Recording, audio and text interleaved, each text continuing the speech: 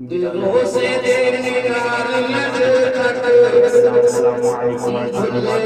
ایمان افروز خطاب آپ نے سماعت فرمایا۔ میں دل کی عطا گہرائیوں سے مولانا خان محمد صاحب کو ہدیہ تبریک پیش کرتا ہوں، جنہوں نے بچیوں کا ادارہ قائم کر کے کچھ ایسی بچیوں کو علم کے زیور سے آراستہ کیا جو بچیاں جہالت کی وادیوں میں بھٹک رہی تھیں، لیکن آج وہی بچیاں نبی کی میراث کو تقسیم کرنے والی بن گئیں۔ سبحان اللہ، سبحان وہ معلمات، وہ معلمین، وہ طالبات بہت خوش نصیب ہیں جنہیں مصطفیٰ جان رحمت صلی اللہ علیہ وسلم کی وراثت نصیب ہوئی ہے۔ اللہ رب العزت جل جلالہ ان طالبات کو جن کی رضا پوشی ہونی ہے انہیں دونوں جہاں کی برکتوں سے مالا مال فرمائے، اور ام المؤمنین حضرت عائشہ صدیقہ رضی اللہ تعالی عنہ کے علم کا صدقہ اور خاتون جنت کے کردار کا صدقہ عطا فرمائے۔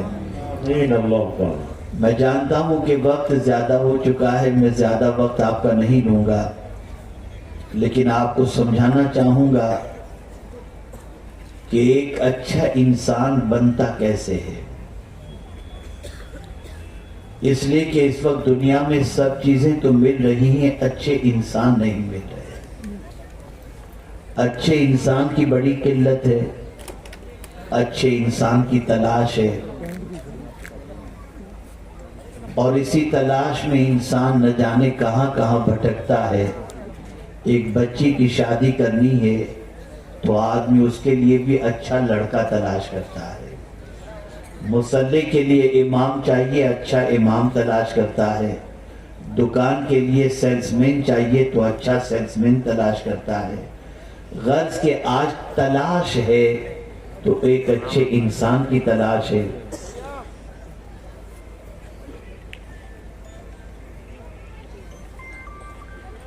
اور اگر نہیں مل پا رہے تو اچھے انسان، اس کو میں سمجھانے کی کوشش کروں۔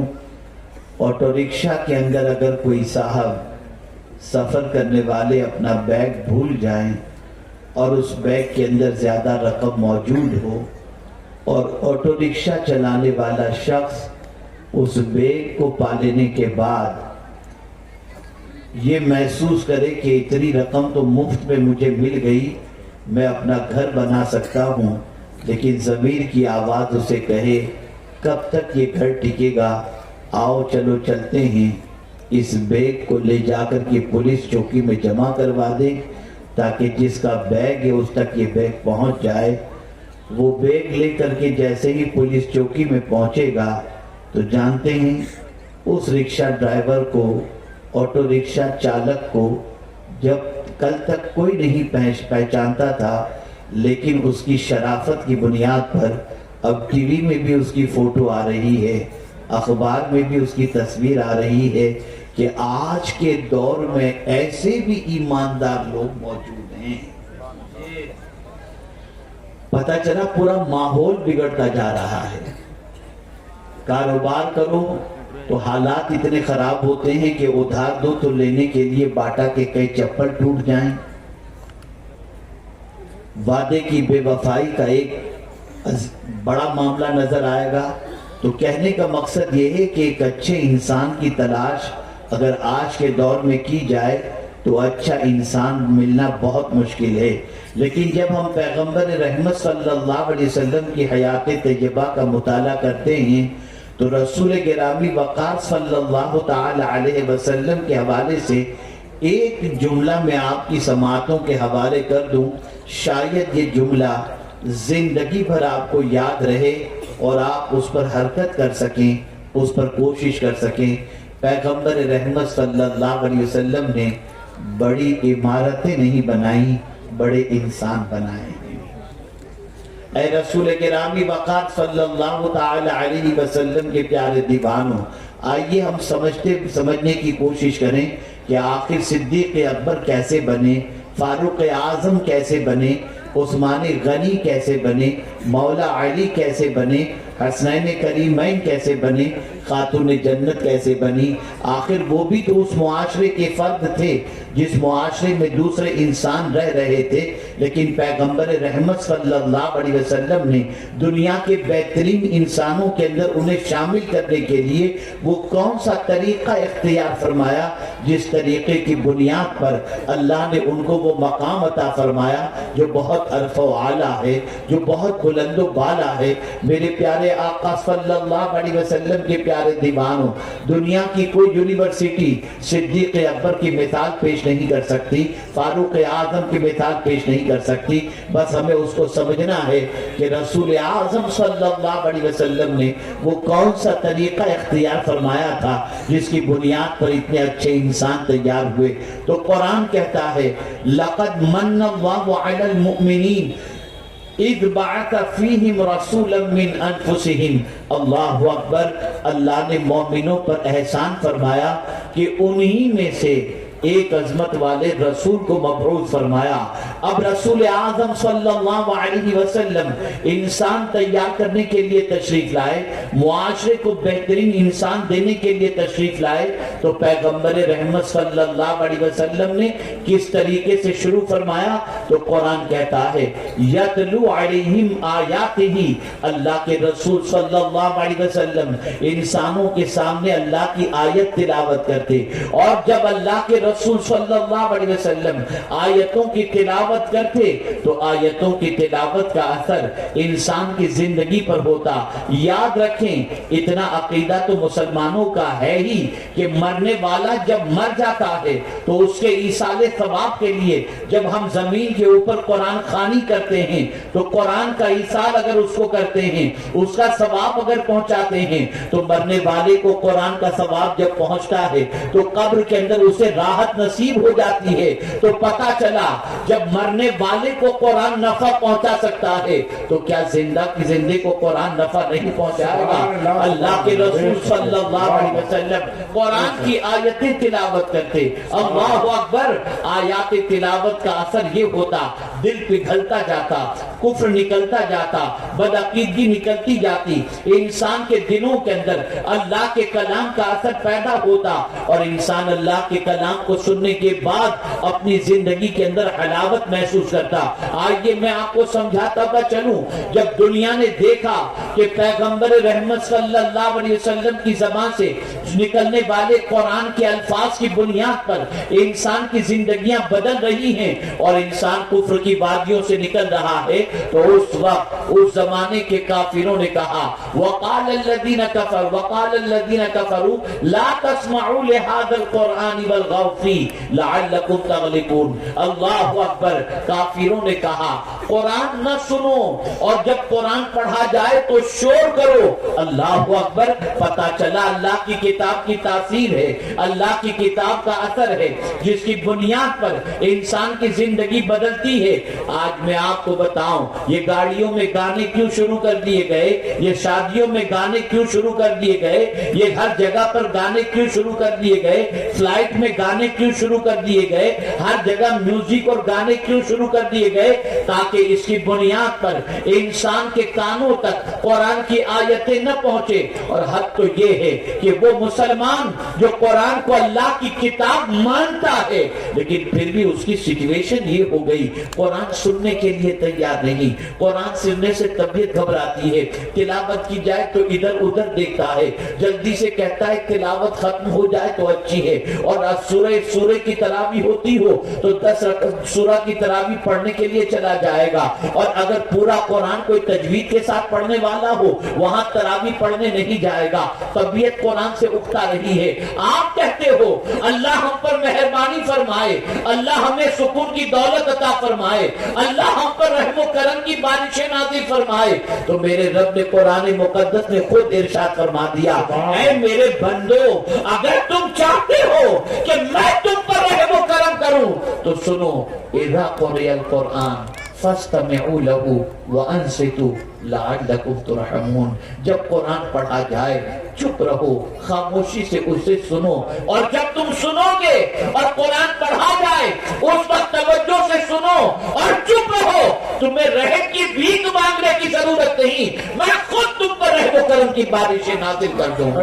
سبحان اللہ سبحان آپ اللہ. اندازہ لگائیں, معاشرے میں قرآن سننے کا رواج کم ہو گیا, معاشرے میں گھر سے قرآن کی تلاوت کی آواز ختم ہو گئی. پہلے کا زمانہ یہ تھا کہ مسلمان کے گھروں کی پہچان یہ تھی کہ جس گھر سے قرآن کی رات کو تلاوت کی آواز آئے سمجھ لینا وہ مسلمان کا گھر ہے. اللہ اکبر. سیدنا فاروق اعظم مدینے کی گلی سے گزر رہے ہیں, رات کا سناٹا ہے.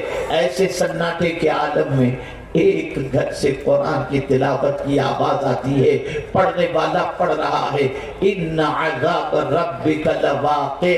جیسے ہی یہ آیت فاروق اعظم کے کانوں سے ٹکرائی, فاروق اعظم پر غشی تاری ہوئی, بے ہوش ہو کر کے گر گئے. میں پوچھنا چاہتا ہوں, ہمارے گھروں کی پہچان کل تک یہ تھی کہ ہمارے گھروں سے قرآن کی تلاوت کی آواز آتی, اور آج رات کو 2 بجے جس گھر سے گانے کی آواز آئے, سیریل کی آواز آئے, سمجھ لینا وہ گھر مسلمان کا گھر ہے. آپ مجھے بتاؤ, آج ہمارے گھر کی دیواریں قرآن کی آیت سننے کے لیے ترس رہی ہیں. آج ہمارا گھر قبرستان بن چکا ہے. رسول گرامی وقار صلی اللہ علیہ وسلم فرماتے ہیں وہ گھر قبرستان ہے جس گھر میں قرآن کی تلاوت نہیں ہوتی. آپ مجھے بتاؤ, ہمارا گھر قبرستان بن گیا. ہمارے گھروں کے اندر آج پوزیشن خراب سے خراب تر ہوتی جا رہی ہے. میاں بیوی کا جھگڑا, باپ بیٹے کا جھگڑا, یہ ساری چیزیں اللہ کی کتاب کی تلاوت سے گھر کو محروم رکھنے کی بنیاد پر ہے.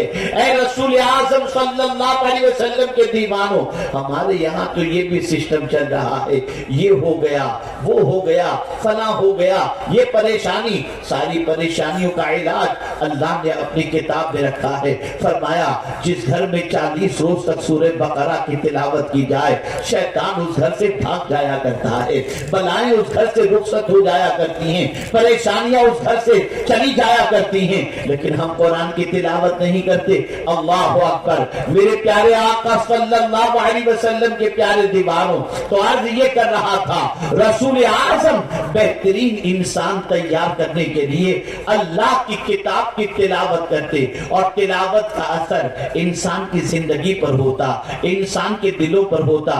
اللہ اکبر. پہلے تلاوت کرتے اور پھر تلاوت کے ساتھ ساتھ رسول اعظم صلی اللہ علیہ وسلم جب دلوں کو موم محسوس کرتے وَيُزَكِّيهِمْ, تو پیغمبر رحمت دلوں کو صاف کیا کرتے تھے, دل کا تزکیہ فرماتے تھے. یاد رکھیں, دل اگر گندا ہے تو وجود جو ہے وہ ہمارا پریشان ہو جائے گا. دل اگر بے چین ہے طبیعت بے چین ہو جائے گی. دل اگر ناپاک ہے وجود ناپاک ہو جائے گا. آپ کو میں بتاؤں, میرے پیارے آقا صلی اللہ علیہ وسلم نے ارشاد فرمایا الا ان فی الجسد مضغۃ اذا صلحت صلح الجسد كله واذا فسدت فسد الجسد كله الا وهي القلب الا وهي القلب الا وهي القلب. آگاہ ہو جاؤ, جسم میں گوشت کا ایک ٹکڑا ہے, اگر وہ خراب ہو گیا تو پورا جسم خراب ہو جائے گا. اگر وہ سنور گیا تو پورا جسم سنور جائے گا. جان لو وہ دل ہے, وہ دل ہے, وہ دل ہے. جسم کا بادشاہ دل ہے. آج دل ہی تو بگڑ چکا ہے نا. آج دل کوئی لڑکی کو دے رہا ہے, آج کوئی دل پکچر کو دے رہا ہے, آج کوئی دل ہیروئن کو دے رہا ہے, آج کوئی دل دنیا کو دے رہا ہے. آج دل میں جھانک کر کے دیکھو کہ اس کی محبت کا چراغ اس کے اندر روشن ہے تو پتہ چلے گا یہ دل ہمارا اتنا گندا ہو چکا ہے کہ ایسوں کی محبت دل کے اندر موجود ہے جن کی محبت سے ہم زندگی میں کامیاب نہیں ہو سکتے. اللہ عز و جل قیامت میں یہ نہیں صرف پوچھے گا کہ مال کتنا کمایا اور کتنا خرچ کیا. اللہ ارشاد فرماتا ہے ان السمع والبصر والفؤاد کل اولئک کان عنہ مسئولا.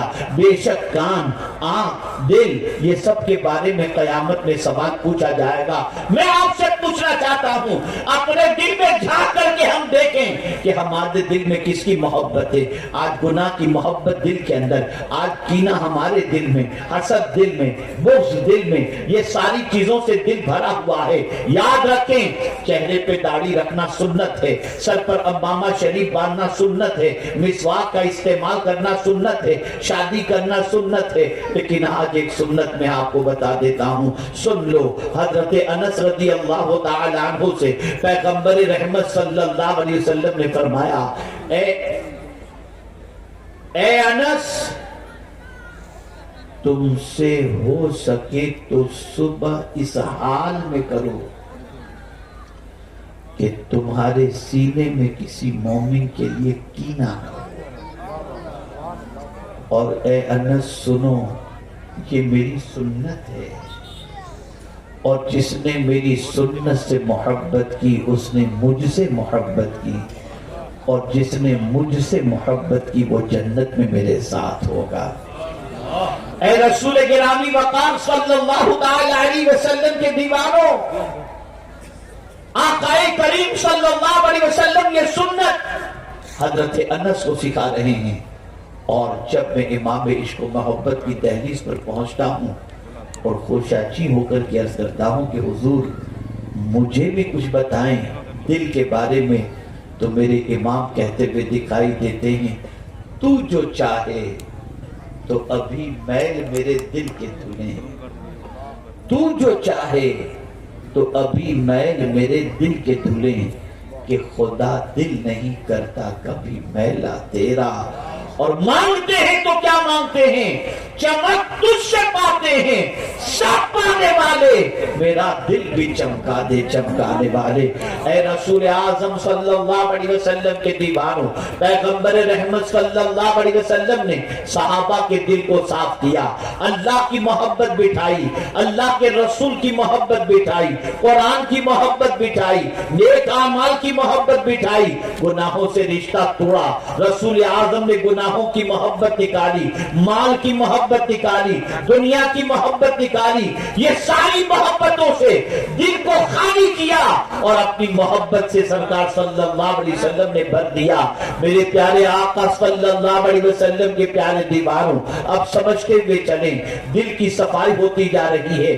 آج ہمارا حال یہ ہے، بڑی توجہ کے ساتھ سماعت فرمائیں. ہمارے کچھ بھائی بات کرتے ہیں، مسکراتے ہیں اور ادھر ادھر لگے ہوئے پتہ نہیں کس دنیا کے اندر ہیں اور کون سا لطف اٹھا رہے ہیں. خیر ان کے نزدیک یہاں کی کوئی گفتگو کی اہمیت شاید اتنی نہیں ہے جتنی وہ کر رہے ہیں. خیر آج کرنے کا منشا یہ ہے، اے رسول اعظم صلی اللہ تعالی علیہ وسلم کے دیوانوں، یہ بات اچھی طریقے سے ذہن کے اندر محفوظ رکھیں کہ دل، اللہ اکبر، کون سا دل کام آئے گا؟ آپ مال کام آئے گا سمجھتے ہو؟ نہیں. اولاد قیامت میں کام آئے گی؟ نہیں.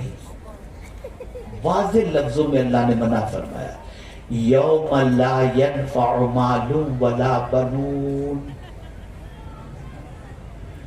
قیامت کے دن نہ مال نفع پہنچائے گا، نہ بیٹے نفع پہنچائیں گے. جس مال کے لیے انسان نہ حرام و حلال کی تمیز کیا، وہ مال قیامت میں نفع نہیں پہنچائے گا. جس بیٹے کو اپنا سب کچھ سمجھا، بیٹی کی پیدائش پر منہ لٹکائے ہوئے رہا اور بیٹے کی پیدائش پر لڈو بانٹتا رہا، وہ بیٹے بھی قیامت میں کام نہیں آئیں گے. یہ قرآن کہہ رہا ہے، لا ينفع مال ولا بنون. ارے اس کا جلوہ دیکھنا ہو تو دنیائی میں دیکھ لو. بہت خوشی مناتے تھے بیٹے کی پیدائش پر. میں کہتا ہوں مناؤ، کوئی گناہ کا کام نہیں، لیکن بڑھاپے میں بیٹیاں ہی ماں باپ کا جتنا خیال رکھتی ہیں اتنا بیٹا خیال نہیں رکھتا. آج آپ دیکھ سکتے ہیں سوسائٹی کے صحیح ہے، بے شک. بیٹا تو بیوی کو لے کر نکل جاتا ہے، لیکن بیٹیاں پوچھتی رہتی ہیں ابا آپ خیریت سے ہو، امی آپ خیریت سے ہو، کچھ بھیجے. یہ سچویشن ہے. دنیا میں بھی بیٹے آج کام نہیں آ رہے اللہ ماشاء اللہ. قرآن کہتا ہے یوم لا ينفع مال ولا بنون. قیامت کے دن نہ مال نفع پہنچائے گا نہ بیٹے نفع پہنچائیں گے. اے اللہ ہمیں بتا کیا چیز نفع پہنچائے گی. تو میرا رب ارشاد فرماتا ہے الا من اتى اللہ بقلب سلیم، سبحان اللہ سبحان اللہ۔ جو اپنا سلیم دل لے کر کے آئے۔ سلیم سے مراد کیا؟ اللہ اور اس کے رسول کی اطاعت و محبت کے اندر جو دل ڈوبا ہوا ہو اور گناہوں سے بچا ہوا ہو، اطاعت کے لیے سرگرداں ہو، اللہ کی طرف مائل ہونے والا، اس کے رسول کے حکم کی طرف مائل ہونے والا جو دل ہوگا، یہ دل جب قیامت میں مال نفع نہیں پہنچائے گا، بیٹے نفع نہیں پہنچائیں گے، اس وقت یہ دل ہمیں نفع پہنچائے گا۔ تو رسول اعظم جانتے تھے ایسا دل اگر بن گیا تو دنیا میں بھی یہ کامیاب رہیں گے، آخرت میں بھی کامیاب رہیں گے۔ تو پیغمبر رحمت صلی اللہ علیہ وسلم نے دل کی صفائی شروع کی۔ مجھے یاد ہے حضرت مخدوم سمنہ رحمت اللہ تعالی علیہ کا قول، علم سے پہلے انہوں نے جو چیز بتائی ہے وہ بڑی پیاری بتائی ہے۔ ارشاد فرماتے ہیں تأدبوا ثم تعلموا ثم تفقهوا، پہلے ادب سیکھو۔ اگر شاگرد بے ادب ہے تو علم اس کو فائدہ نہیں پہنچائے گا، شاگرد میں غرور ہے علم اسے فائدہ نہیں پہنچائے گا۔ اللہ اکبر، ادب کی بات پہلے کی جا رہی ہے۔ ایک زمانہ تھا خانقاہ اور درسگاہ دونوں ایک ہی ساتھ میں تھے تو اچھے انسان جنم لیتے تھے، اور جب سے خانقاہ اور درسگاہ الگ ہو گئی تب سے اچھے انسانوں کا فقدان ہو گیا۔ اچھے دماغ تو مل جاتے ہیں، اچھے انسان ملنا بہت مشکل ہو جاتا ہے۔ رسول اعظم کی ذات وہ ذات تھی جہاں خانقاہ بھی تھی اور درسگاہ بھی تھی، تو ایسے انسان تیار ہوئے کہ اس جیسے انسان آج تک تیار نہیں ہو سکے۔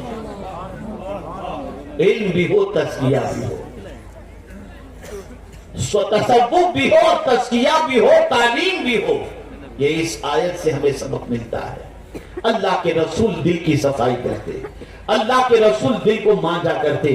اور یہ کیوں سرکار صلی اللہ علیہ وسلم، توجہ چاہوں گا میرے پیارے آقا صلی اللہ علیہ وسلم کے پیارے دیوانوں، مشن سے ہٹانے کے لیے کبھی سختیاں جو کام نہیں کرتی وہ دولت کے انبار کام کر جاتے ہیں۔ اللہ کے رسول دعوت کا کام کر رہے تھے، پیغمبر رحمت صلی اللہ علیہ وسلم سے کہا گیا تم دین کا کام کرنا چھوڑ دو، تمہارے قدموں کے اندر مال کا انبار رکھ دیا جائے گا، عرب کی جس لڑکی سے چاہو تمہاری شادی کر دی جائے گی، لیکن لوگوں کو دین کی طرف مت بلاؤ۔ پیغمبر رحمت نے محسوس کر دیا ہر دور کے اندر مال کے ذریعے دین کا کام روکنے کی کوشش کی جائے گی۔ اللہ کے رسول نے فرمایا میرے ایک ہاتھ میں سورج دے دو اور ایک ہاتھ میں چاند دے دو اور کہو کہ میں دین کا کام نہ کروں، میں سب ٹھکرا دوں گا لیکن دین کا کام نہیں چھوڑوں گا۔ اللہ کے رسول صلی اللہ علیہ وسلم نے محسوس کیا ہو سکتا ہے مستقبل کے اندر میرے صحابہ کو بھی اس طریقے سے آزمایا جائے، تو اللہ کے رسول صلی اللہ علیہ وسلم نے ان کے دل سے مال کی محبت نکالی، دنیا کی محبت نکالی اور اپنی محبت کوٹ کوٹ کے بھر دی۔ نتیجتاً حضرت بلال رضی اللہ تعالیٰ عنہ کو آگ کے انگارے پر لٹایا گیا اور کہا گیا چھوڑ دو محمد کا دین، تو جواب میں یہی کہتے تھے احد احد احد، جان تو جا سکتی ہے دامن مصطفیٰ نہیں چھوٹ سکتا۔ اے رسول اعظم صلی اللہ علیہ وسلم کے دیوانوں، ایسے کئی واقعات آپ کو ملیں گے۔ عرض کرنے کا منشا یہ ہے ایک اچھے انسان کو بنانے کے لیے سب سے پہلے اس کا دل بنایا جاتا ہے، اس کے دل کا تزکیہ ہوتا ہے، اس کے دل کی صفائی ہوتی ہے، عادات و اطوار سکھائے جاتے ہیں، اخلاق کے زیور سے آراستہ کیا جاتا ہے۔ میری بہنیں یہاں پر موجود ہیں، میں ان سے عرض کروں گا تم ہمیشہ یہ سوچتی ہوگی کہ جب شادی میں میرا بیٹا پہنچے، میری بیٹی پہنچے تو اس کے کپڑے سب سے خوبصورت ہوں، وہ دکھنے میں سب سے اچھی لگتی ہو، اس کے جسم کے اوپر قیمتی لباس ہو، اس کے پاس اچھی جویلری موجود ہو تاکہ میری بچی دوسری بچیوں کے کمپیر کے اندر بہترین نظر آئے۔ آؤ حضور سے پوچھتے ہیں یا رسول اللہ صلی اللہ تعالی علیہ وسلم، ماں باپ کی طرف سے اولاد کے لیے سب سے بڑا تحفہ کیا ہے؟ تو پیغمبر رحمت صلی اللہ علیہ وسلم فرماتے ہیں ماں باپ کی طرف سے اولاد کے لیے سب سے بڑا تحفہ اچھے اخلاق ہیں، جو آج ماں کے پاس دینے کے لیے نہیں، باپ کے پاس دینے کے لیے نہیں۔ باپ کے پاس بھی ٹائم نہیں، ماں کے پاس بھی ٹائم نہیں۔ بدلو. لباس سے عزت نہیں ملے گی، اخلاق سے عزت ملے گی. اس لیے اپنے بچوں کو اچھے اخلاق سکھاؤ. ایک اچھا انسان بنانے کے لیے، ایک اچھا انسان تیار کرنے کے لیے دل کا تزکیہ ضروری ہے. اچھے برے کی تمیز بتاؤ. میں آپ کو بتاؤں، سوئٹزرلینڈ کے ایئرپورٹ پر میں ڈیوٹی فری شاپ کے اندر اپنے بچوں کے لیے کچھ لینے کے لیے دکان پہ گھوم رہا تھا اور چیزیں دیکھ رہا تھا. ایک نئی مسلمہ عورت جس کو اسلام قبول کیے ہوئے زیادہ ٹائم بھی نہیں ہوا تھا، اس کا 5 4 یا 7 سال کا یا 6 سال کا بچہ ہوگا. وہ دکان جو چاکلیٹ کی تھی اس میں سے ایک چاکلیٹ اٹھاتا ہے اور اپنی ماں سے کہتا ہے، ماں مجھے یہ چاکلیٹ چاہیے. وہ نئی مسلمان ہونے والی عورت اس چاکلیٹ کے جو ہے اوپر لکھے ہوئے کنٹینٹس کو ساری پڑھتی ہے اور پڑھنے کے بعد اپنے بچے سے کہتی ہے، بیٹے یہ چاکلیٹ اپنے لائق نہیں، اس لیے کہ اس میں حرام چربی کی آمیزش ہے، ملاوٹ ہے. میری آنکھوں میں آنسو آ گئے اور اس عورت کو سلام کرنے کو جی چاہا کہ اللہ اکبر، نئی مسلمہ عورت تو اس حد تک خیال کرتی ہے کہ میرے بیٹے کے حلق کے نیچے حرام کی چیز نہ پہنچے، لیکن پیدائشی مسلمان عورت تو کہتی ہے جو ملے کھاؤ پیو اور موج کرو. ہے خیال. اسی طریقے سے میرا اپنا ایک ذاتی واقعہ میں آپ کو بتاؤں. میں فرانس سے آ رہا تھا یا کینیڈا سے آ رہا تھا، فلائٹ میں تھا، 4 لوگوں کی سیٹ تھی، میں کونے کی سیٹ پر تھا. میرے بازو میں ایک آدمی تھا، اس کے بازو میں اس کی بیوی، اس کے بازو میں اس کا بچہ. مائیں غور سے سنیں. جب بچے کا کھانا آیا، بچہ 3 سال کا مشکل سے ہوگا، بچے کا کھانا آیا تو ماں اپنے بچے کو کھانا کھلا رہی ہے. لقمہ منہ میں رکھتی ہے تو کہتی ہے بسم اللہ الرحمن الرحیم، پڑھو بیٹا. بچہ بسم اللہ شریف پڑھتا ہے. پھر جب وہ چبا لیتا ہے لقمہ تو ماں کہتی ہے پڑھ بیٹا الحمدللہ. بیٹا کہتا ہے الحمدللہ. پھر دوسرا لقمہ تیار کرتی ہے، بیٹے کے منہ میں رکھتی ہے، بول بیٹا بسم اللہ. بچہ بسم اللہ بولتا ہے. لقمہ چبا لیتا ہے، پھر ماں کہتی ہے بول بیٹے الحمدللہ. بچہ کہتا ہے الحمدللہ. میں حیران ہوں کہ یہ ماں بھی بڑی عجیب ہے. ایک بار بسم اللہ ہو گیا پیٹ بھر کے کھلا دیتی، پھر ایک بار الحمدللہ کہلوا دیتی. ہر لقمے پر اپنے بیٹے کو بسم اللہ اور ہر لقمے کے کھا لینے پر اپنے بیٹے کو الحمدللہ پڑھا رہی ہے. مجھ سے رہا نہیں گیا. جب وہ بچہ کھا چکا، کھانا ختم ہو چکا، تو میں نے اس بچے کی ماں سے اس کے باپ کے ذریعے مخاطب ہو کر کے میں نے پوچھا کہ یہ میری بہن جو کھلا رہی تھی ہر لقمے پر بسم اللہ اور الحمدللہ کیوں پڑھا رہی تھی؟ ایک بار اگر کہہ دیتی تو کافی تھا. اب جواب سنیے اس عورت کا. وہ عورت کہتی ہے میں آج دیکھ رہی ہوں معاشرے کے اندر مسلمان ایک بار بھی کھانے سے پہلے بسم اللہ نہیں پڑھتا اور کھانے کے بعد ایک بار بھی الحمدللہ نہیں پڑھتا. تو میں نے سوچا بچپن سے ہر لقمے پر بچے کو پڑھنے کا عادی بنا دوں تاکہ کم از کم بڑا ہونے کے بعد ایک بار تو پڑھے گا. ایک بار تو پڑھے گا. کیا مائیں ان چیزوں کی فکر کرتی ہیں؟ ہاں، اب ہماری وہ بچیاں فکر کریں گی جو آج انشاءاللہ رضا پوشی جن کی ہو رہی ہے. وہ بچیاں معاشرے کے اندر یہ جذبہ پیدا کریں گی جن بچیوں نے آج علم کے زیور سے اپنے آپ کو آراستہ کر لیا ہے.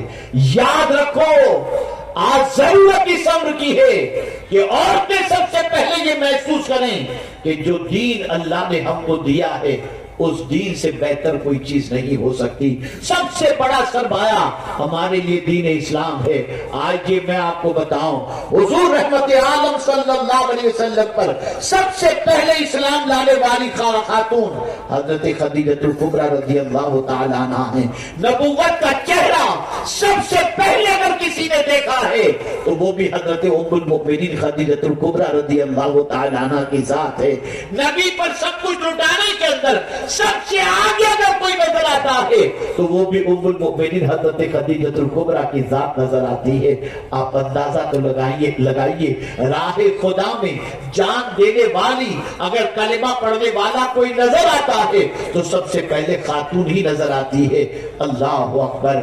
آپ کو بس ایک بات عرض کر کے، ایک اچھے انسان کے لیے تزکیہ ضروری ہے، تلاوت ضروری ہے، اور اس کے بعد تعلیم کتاب و حکمت ضروری ہے۔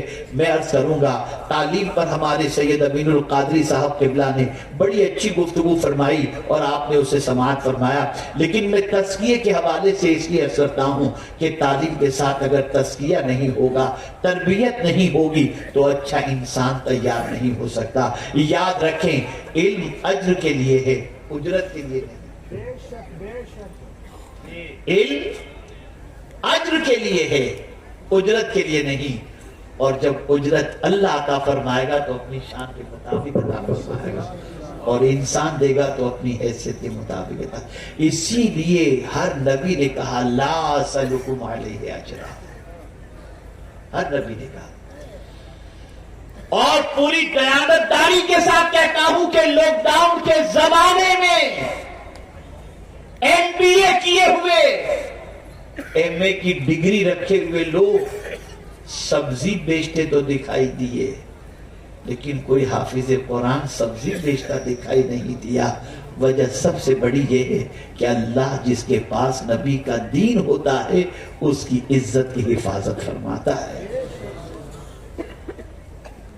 یاد رکھیں، بس ایک آخری بات عرض کر دوں، اس لیے کہ میں محسوس کر رہا ہوں کہ شاید وقت بھی زیادہ ہو چکا اور آپ ریتا پوشی کے منظر کو دیکھنا چاہتے ہیں، اور بچیاں بھی شدت سے اس چیز کا انتظار کر رہی ہوں گی۔ میری بہنوں، ایک بات میں عرض کر رہا ہوں، یہ انگلینڈ کا واقعہ ہے۔ ایک پیدائشی مسلم بچی کاؤنٹر پر کھڑی تھی، لوگ آ رہے تھے، پیسے پیمنٹ کر رہے تھے، مال کے اندر وہ عورت، وہ پیدائشی مسلم بچی کام کر رہی تھی، اور جینس اور ٹی شرٹ پہنے ہوئی تھی۔ آتے تھے لوگ، پیسے دیتے تھے، مال لیتے تھے، چلے جاتے تھے۔ ایک برقع پوش خاتون نقاب کے اندر جب اس کی باری آتی ہے تو پیدائشی مسلمان بچی جو ہے وہ اس عورت سے کہتی ہے، لگتا ہے تم شاید سعودی سے آئی ہو، تبھی تو اتنا حجاب اور اتنی پردے کی پابند ہو۔ اللہ رحم کرے، اسے بھی اب سعودی سے نکال دیا جا رہا ہے، یعنی اس پردے کو بھی اٹھا کر کے پھینک دیا گیا۔ اب آوازگی پھیلائی جا رہی ہے، بے پردگی پھیلائی جا رہی ہے، مغربی کلچر یہاں کی مطلب عام کیا جا رہا ہے اور نافذ کیا جا رہا ہے۔ خیر، یہ بہت پرانا واقعہ ہے۔ بچی نے کہا، لگتا ہے کہ تم سعودی سے آئی ہو اس لیے اتنے حجاب کے اندر ہو۔ اس خاتون نے ادھر ادھر پہلے دیکھا، اور جب دیکھا کہ کوئی مرد وہاں پر نہیں ہے، نقاب اٹھاتی ہے۔ پیدائشی مسلمان بچی نے جب دیکھا تو وہ کوئی گوری بچی تھی جو نئی مسلمان ہوئی تھی، اس نے نقاب ڈال دیا اور پیدائشی مسلمان بچی سے کہتی ہے، میری بہن میں سعودی سے نہیں آئی، میں تو کچھ سال ہوئے اسلام قبول کیے ہوئے۔ کہا اچھا؟ بولے ہاں، میں برطانیہ کی رہنے والی ہوں، لیکن مجھے اسلام قبول کیے ہوئے کچھ سال ہی ابھی ہوئے ہیں۔ کہا پھر تم اتنی پردے کی پابندی، دیکھو ہم تو یہاں پر اس کلچر میں رہتی ہیں، کیا کریں، جینس ٹی شرٹ۔ کہا بہن تمہارا قصور نہیں، بس یہ بات خالی میری بہنیں سن لیں اور دل میں بٹھا لیں۔ اس بچی سے اس نئی مسلمہ عورت نے کہا، بہن تمہارا قصور نہیں ہے، مفت میں اگر کوئی چیز ملے تو اس کی قدر نہیں ہوتی۔ تم کو اسلام مفت میں ملا ہے اور ہم کو اسلام قربانی سے ملا ہے۔ ہم نے خاندان چھوڑا، سب کی دشمنیاں مولی، تب جا کر ہمیں اسلام ملا، اس لیے آج ہم اسلام پر عمل کر رہے ہیں۔ تم نے تو آنکھ کھولی تب سے مسلمان اپنے آپ کو پایا ہے، اس لیے تم کو جو ہے اسلام کی قدر نہیں۔ اتنا سننا تھا پیدائشی مسلمان بچی کی آنکھوں سے آنسو جاری ہو گئے۔ عرض کرنے کا منشا یہ ہے، دنیا اسلام کو للچائی ہوئی نظر سے دیکھ رہی ہے، اور دنیا جانتی ہے جو کچھ اسلام کے اندر اللہ نے رکھا ہے اس کی بالادستی اور اس کے فائدے سے انکار نہیں کیا جا سکتا۔ میں اپنی ان بچیوں سے جن کی آج ردا پوشی ہونی ہے، ختم بخاری شریف ہونا ہے، اور جو آج سے ایک عالمہ فاضلہ بن کر کے معاشرے کو علم سے پاٹنا چاہتی ہیں، بھرنا چاہتی ہیں، علم سے لیس کر دینا چاہتی ہیں، اپنے کردار کو خاتون جنت کے کردار کے سانچے میں ڈالتے ہوئے آپ دنیا کی عورتوں کے دلوں کے اندر اسلام کی عظمتیں بٹھاؤ، محبت رسول بٹھاؤ، آقا کریم کی عظمت بٹھاؤ، ہر بد اخلاقی سے رشتے کو توڑنے کے لیے کوشش کرو، ہر برائی کے سد پاک کے لیے جد و جہد کرو۔ اللہ نے تمہیں بڑا اونچا مقام عطا کر دیا ہے اور بڑی اونچی دولت تمہیں عطا فرمائی۔ اللہ رب العزت آقا کریم صلی اللہ علیہ وسلم کے صدقے ہوتے ہوئے جو بچیاں جن کی آج ردا پوشی ہونی ہے، اللہ تعالیٰ ان کی برکتوں سے اور ان کے علمی فیضان سے پورے راجستھان کو مالا مال فرمائے، اور ساتھ ہی ساتھ ہمارے حضرت مولانا خان محمد صاحب جنہوں نے ادارہ قائم کیا، اور ان کے ساتھ جو ان کے رفقا ہیں جنہوں نے محنت و مشقت کی اور جو قربانی دے رہے ہیں، ان سب کو اللہ دونوں جہاں کی بھلائیاں نصیب فرمائے، دونوں جہاں کی برکتیں نصیب فرمائے۔ وما علینا الا البلاغ المبین۔ ایک بات اور عرض کر دوں کہ ماہ رمضان شریف نزدیک ہے، ہمارے بہت سارے بھائی اور بہنیں ماہ رمضان کے اندر کھیل کود کرتے ہیں، یعنی رمضان کی راتوں میں عبادت کرنا چاہیے تو کیرم کھیلنے میں گزارتے ہیں، لوڈو کھیلنے میں گزارتے ہیں، انہیں یہی نہیں معلوم کہ ماہ رمضان کیسے گزاریں۔ تو الحمدللہ ایک کتاب جس کا نام ہے ماہ رمضان کیسے گزاریں، وہ ہندی زبان میں کتاب آپ کو باہر مکتبہ طیبہ پر ملے گی، آپ ضرور اس کتاب کو خریدیں، اور اللہ نے دولت دی ہو تو اس کتاب کو خرید کر لوگوں کے اندر بانٹیں، تاکہ لوگوں کو پتا چلے کہ حضور ماہ رمضان کیسے گزارتے تھے اور ہم نے ماہ رمضان کیسے گزارنا چاہیے، خواتین بھی مرد حضرات بھی۔ اور اسی کے ساتھ ہندی کی بہت ساری کتابیں ہیں، آپ کوئی بھی خالی ہاتھ نہ جائیں، ان کتابوں کو لیں، انہیں پڑھیں اور اپنی زندگی کو پرسکون بنانے کی کوشش کریں۔